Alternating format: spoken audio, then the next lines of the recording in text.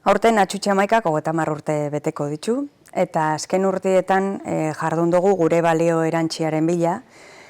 Ikusita Elgoibarren aizia eskaintza gerota oparu hau adala eta aizialdia konsumitzeko joerak aldatzen ari diala, ikusten gendun birplanteamendu baten beharra zauala.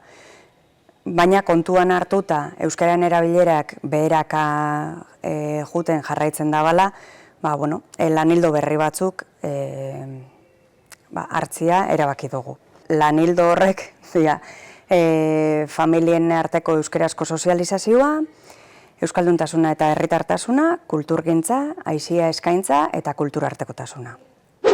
Herri izan igarriko zuen aldaketa nabarmenena, Atxutxe Amaikak lehen hezkuntzako umiei aizia eskaintzarik eskainiko ez diela izango da, hori oporraldixetan, bestela jarraitzuko dugula egitasmo ezberdinetan aizialdia eskaintzen, baina Atxutxe Amaikak aurrezkuntzako umiei eskainiko die oporraldixetan eskaintza hori eta udal ludotekak lehen hezkuntzakoei. Eta elkarlanean eta koordinazioa mantentzen jarraitzen dugu, eskaintza ahalik eta integralena izan dadin herritarrentzat.